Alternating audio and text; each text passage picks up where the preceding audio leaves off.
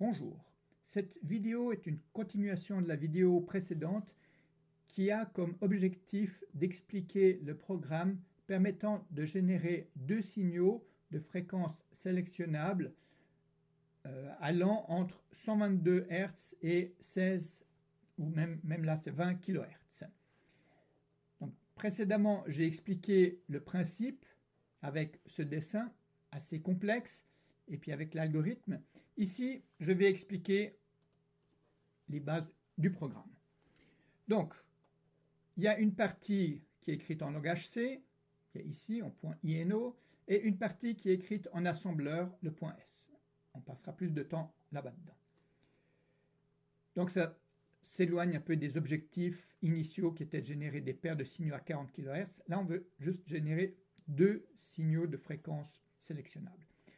Donc, d'abord, on déclare qu'une fonction est définie ailleurs, en fait dans la partie assembleur, ça sera la partie d'initialisation, et ensuite on a le setup, comme d'habitude. Ici, il n'y a rien de très spécial. Comme d'habitude, on ne va pas utiliser le timer... non, ici on utilise le timer 1 justement, on lui dit, mais on n'utilisera pas le timer 0, ou en tout cas pas la routine de gestion d'interruption du timer 0, ni la routine d'interruption du timer 2. Voilà, on utilisera les pins 2, 3 en opposition de phase et 4, 5 pour l'autre, et pour le deuxième signal. Et puis ici, les pins pour l'instant 8 et 9 pour pouvoir déphaser, ou pas déphaser, mais changer les fréquences des signaux. Ensuite, voilà, on initialise, on fait la partie d'initialisation, et dans le main, on ne fait essentiellement rien. Voilà, donc ici, il ne se passe pas grand-chose, tout se passe ici. Donc, on a le code, bon, on a quelques commentaires pas trop importants ici, et comme d'habitude, on donne des noms à des registres. Finalement, 0, ça correspondra au registre 2, table ad low correspondra au registre 4, etc. Et on remarque, par rapport à ce que j'ai expliqué dans la vidéo précédente, on a les variables importantes TA, TB, TI, de même qu'on a la période A, période B. Et c'est chaque fois des paires, parce qu'en fait, ces variables sont des words, sont codés sur 2 octets, et donc on a toujours la partie low, basse, et la partie high, haute, de chacune des variables. C'est pour ça qu'on a à chaque fois une paire ici, là, ici, de nouveau ici, ici et ici. Et puis, on a notre limite, les 82, ça veut dire qu'on reste 82 cycles au maximum dans la routine de gestion d'interruption si les deux transitions n'ont pas lieu en même temps, dans la même routine de gestion d'interruption. Voilà, ici on a l'initialisation, typiquement 0, comme on utilise très souvent 0, je le mets dans un registre.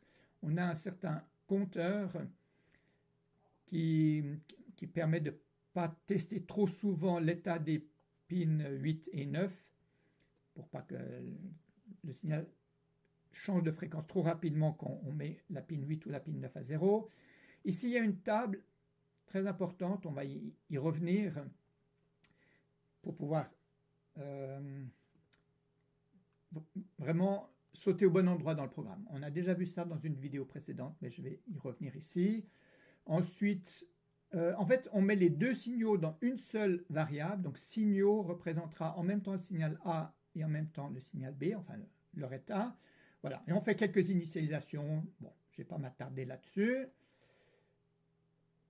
Et on rentre ici, voilà, dans la routine de gestion d'interruption. Donc, quand il y a une interruption, on rentre ici, et j'ai compté, j'ai passé pas mal de temps. Normalement, quand on est rentré dedans, quand on est ici, on est déjà au 7e cycle. Et ensuite, il y a les 4 cas possibles. Alors ici, je dis CF le document. Ici, le nom n'est pas du tout correct. Bon, je le changerai plus tard. C'est le nom que l'on a. Je le remontre ici. C'est ce nom-là, en fait, dont je fais référence. Donc, ici, d'abord, il faut sauvegarder, comme d'habitude, le registre des flags, des états. Et ensuite, je fais la soustraction. Je soustrais TA-TI, que je stocke dans TA, et TB-TI. Alors, c'est intéressant de voir comment est-ce qu'on peut faire une soustraction de Word. D'abord, on fait un sub normal, puis après un sub with carry, le C ça, avec la retenue. Donc si ici, dans la soustraction, il y a eu un dépassement, alors le flag C est mis à 1 et il sera utilisé dans cette partie-là. Et la même chose ici. Et ça va être utilisé très souvent, ce carry. De même, la comparaison, ici je compare TBL, donc TB en fait, est-ce que TB égale 0 ou pas.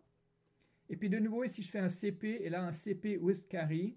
Donc dans le flag carry, on a l'information de est-ce qu'on a eu un dépassement ou pas ici. Et si on obtient 0 dans les deux cas, alors on fait un branchement. Et on fait ici branch if equal, donc ça fait un branchement si TB égale 0. Donc dans tous les autres cas, TB n'est pas égal à 0, et dans ce cas-là, c'est TA qui vaut 0, parce qu'il y en a toujours un des deux qui vaut 0. Alors ici, TA égale 0, et donc plus petit que TB. Alors, on fait l'assignation TA égale paire A, donc la demi-période du signal A, c'est donc l'instant de la prochaine transition du signal A. Et ici, on fait la transition, on calcule quel sera l'état après la transition du signal A. Donc on fait en fait un OU exclusif entre l'état des signaux et cette valeur-là. Ces deux bits correspondent donc au port 2 et au port 3. Donc on change l'état des ports 2 et 3. Et puis on stocke ceci d'une part dans signaux. Lorsqu'on fait ça, ça le stocke dans le registre signaux. Et on le met aussi dans un autre registre SI before.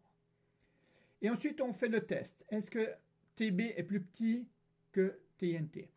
Alors, si c'est le cas, on devra avoir les deux transitions qui auront lieu dans la même routine d'interruption.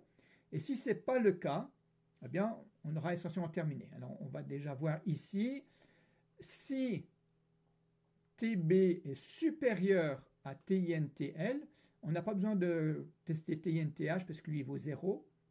La valeur TINT est suffisamment petite.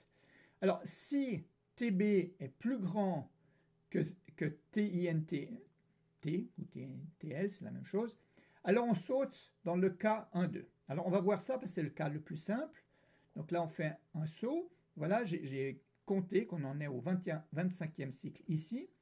Donc ici, ce qu'on a, c'est que TA égale 0 et TB est suffisamment grand. Donc il n'y a que la transition du signal A, il n'y aura pas de transition du signal B. Ici, on est obligé de faire un cycle d'attente pour se trouver au 47e cycle lorsque l'on fait la transition du signal. Ici, on fait vraiment la transition du signal. Donc on dit qu'au port D, on lui met la valeur de SI before. Cette attente est nécessaire parce que, suivant d'autres chemins qu'on prend, on n'arrivera pas à être moins que le 47e cycle. Et puis après, ici, on fait un jump en 200. Donc là, c'est essentiellement, on a terminé, on testera l'état des pins 8 et 9. On verra ça plus tard. Alors, je prends encore l'autre situation où ici, TB est plus petit que TINT. Alors, qu'est-ce qu'on fait? On calcule aussi quel va être l'état des signaux après la transition du signal B. C'est le signal B, donc le signal B, ça sera les pins 5 et 6. Non, on avait dit on a 2, 3, non, 4 et 5. Donc, on change l'état du registre des signaux et on mémorise tout ça dans SI After. Et puis, on va faire une attente. Il y aura une attente de TBL cycle. On n'a pas besoin d'utiliser TBH parce que TBH égale 0, puisqu'on a vérifié que TB est plus petit que TINTL, qui est une valeur qui tient sur un seul octet. Donc on n'a pas besoin d'avoir une variable d'attente plus longue que 256. Et puis ici, comme on a la transition du signal B qui va avoir lieu, alors on rajoute à TBL la demi-période du signal B. Et de nouveau, on a un add. Et puis là, si on a un dépassement de capacité, alors add C. Donc c'est intéressant. peut additionner facilement des words plutôt que des octets.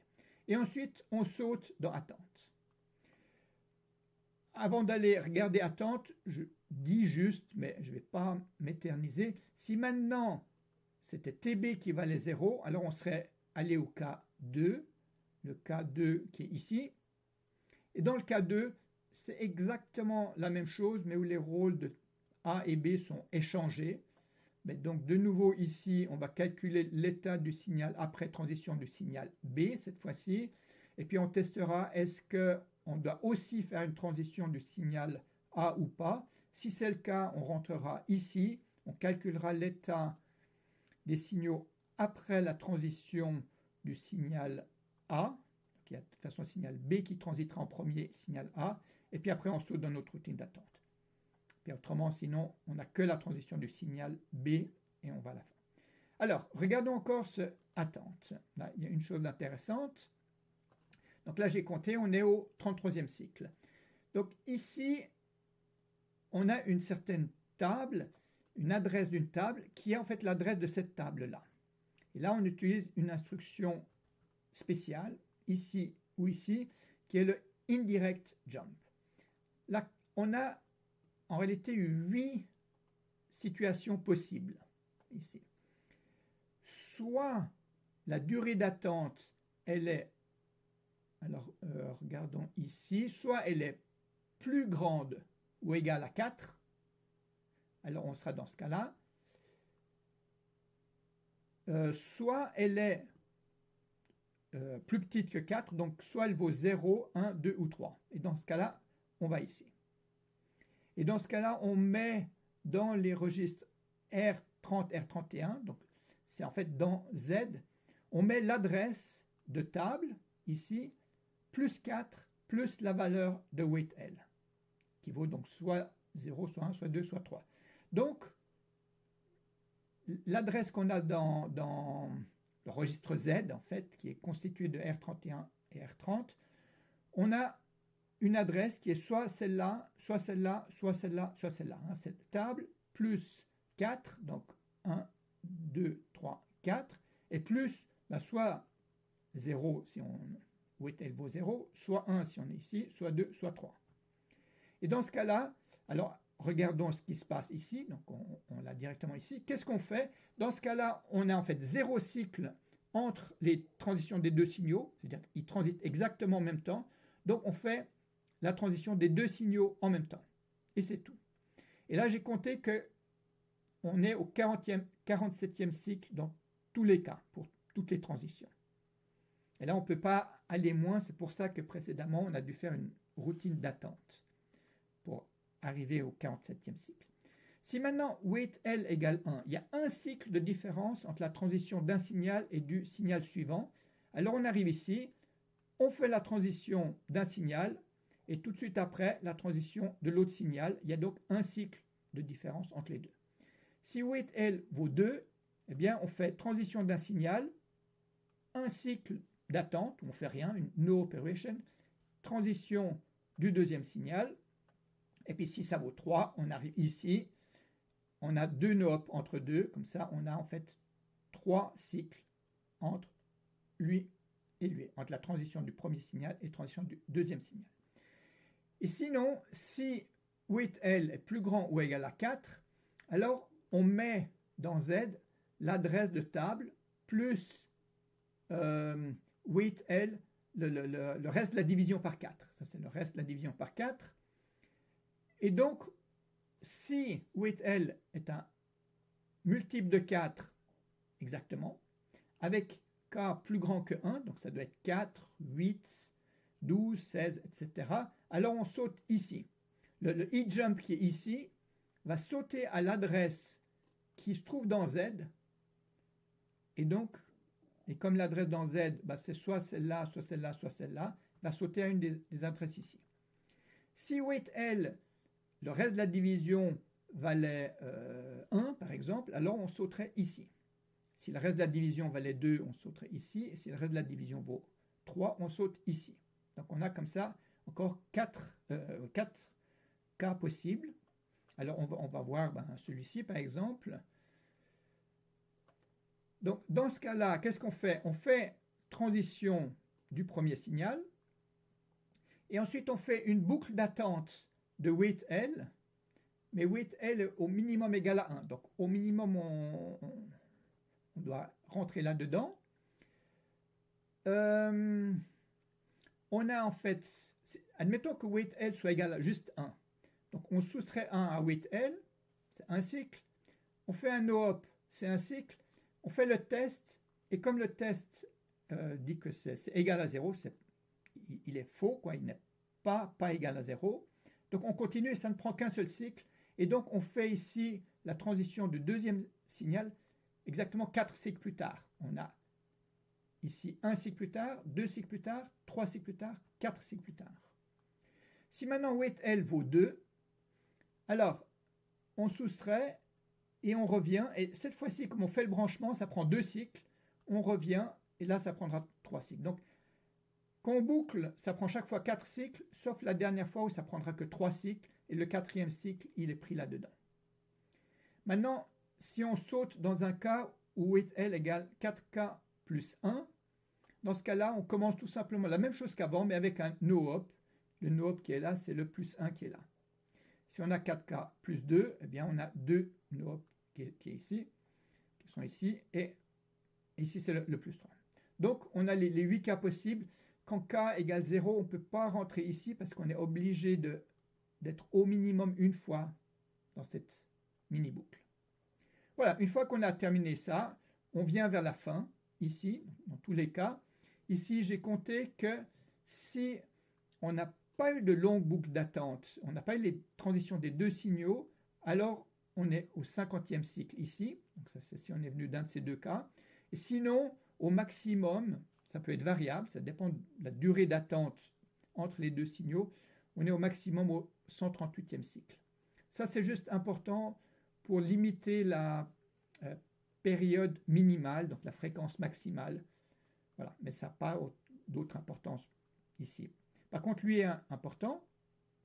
Et après, ici, alors j'ai un compteur pour ne pas tester trop souvent l'état de la pin 8.